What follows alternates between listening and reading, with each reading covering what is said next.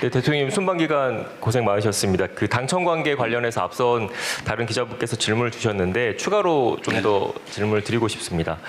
지방선거 이후에 국정 지지율이 하락세를 보이고 있다라는 일단 분석들이 좀 많이 나오고 있습니다. 이것과 관련해서 여당 지도부의 지방선거 전략 그리고 당청 관계와 연결지어서 보는 시선도 있는데 지방선거 이후 국정 지지율 하락세, 당청 관계 그리고 여당 지도부의 선거 전략에 대해서 어떻게 생각하시는지 여쭤보고 싶습니다.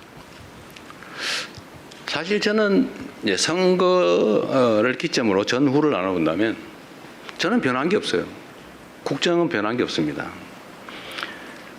그냥 똑같이 진행되고 있죠. 끊임없이 열심히 노력하고 있고 뭐 작은아마 성과들이 있습니다. 변한 건 없어요. 선거를 기점으로 무슨 정책이 바뀐 것도 아니고 결과가 바뀐 것도 없죠.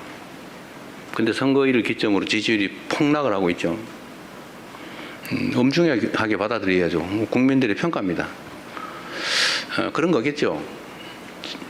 이재명 대통령 마음에 안 든다는 사람이 늘어난 거 아니겠어요? 그런 거겠죠. 당에 대해서도 마음에 안 드는 사람이 늘어났겠죠. 그건 냉정한 현실이죠. 받아들여야 되고 또 결론적으로는 그에 대해서 또 무한 책임을 져야 되겠죠. 더 많이 노력해야 되겠습니다. 그 원인을 제거하기 위해서도 애써야 되겠죠. 뭐 여러 가지 분석이 있겠지만 아마 제일 큰 거는 그럴 겁니다. 먹고 살기 힘들어 죽겠는데 뭘 가지고 싸우는 거야? 도대체 너네들의 그 다툼이라고 하는 게 우리의 삶과 뭔 상관이 있으며 우리가 맡긴 공적 업무와 무슨 상관이 있느냐 아닐까 하는 게 제 생각이에요. 각자에겐 중요한 일이겠지만 우리 국민들께서 보시기에는 화날 만하다 그런 생각이 듭니다. 최대한 빨리 이 상황을 정리할 수 있도록 노력해야 되겠죠. 그리고 이제 국민 여러분께도 실망하고 계신 국민 여러분께도 이 말씀을 좀 드리고 싶어요. 우리가 어떻게 하면 더 나은 상황에서 더 효율적으로 더 국민들을 위해서 국가를 위해서 주어진 원래의 책임을 잘할 수 있을까를 탐구하는 과정이다 라고 이해를 좀 해주시면 좋겠습니다. 최소한 저를 포함한 정부는 그래요. 이 일을 대면하는 입장에서 우리는 나름 최선을 다했지만 어쨌든 국민들께서 우리가 기대하는 만큼의 선택을 하해 주지 않으신 거죠. 그건 현실이지 않습니까? 그래서 어쨌든 생기는 문제들, 논쟁도 있고 또 해석을 둘러싼 다툼도 있고 대책을 둘러싼 논쟁과 다툼도 또 있는 거죠. 그러나 그조차도 더 나은 대한민국, 민생 문제, 민생 경제 더 나은 진전, 더 나은 결과 이걸 만들기 위한 노력입니다. 뭐 제가 선거 얘기를 하면 일단 선거법 위반이라고 공정 의무 위반에 해당될 수 있다고 그래서 선거 얘기를 못하게 돼 있다고 그러네. 여기서 답을 해도 안 된다고 누군가 민주당의 선거를 위한 얘기를 하면 안 된다고 그래서 더 이상 말하기가 좀 어렵습니다. 그러나 분명한 거는 당은 더 많은 국민의 지지를 얻기 위해 노력해야 된다. 다른 요소를 찾기보다는 같은 요소를 찾기 위해서 노력해야 된다. 그래서 제가 이런 면에서 민주당 내의 경쟁과 갈등에 대해서도 한 말씀 꼭 드리고 싶어요. 그 원수 싸우듯이 하지 마십시오. 거기에 그 같은 입장에 있는 같은 진영이라고 하는 울타리 안에 있는 사람들끼리 경쟁을 하는 게 아니라 전쟁을 했어야 되겠습니까? 모욕하고 헐뜯고 없는 사실 만들어가지고 공격하고 그러니까 또 억울하다고 또 이쪽이 또 뭐 그러고 왜 그렇게 합니까? 경쟁을 해야 됩니다. 합리적 경쟁을 있는 사실의 기초에서 논쟁하고 경쟁해야 됩니다. 없는 거 지어내지 마세요.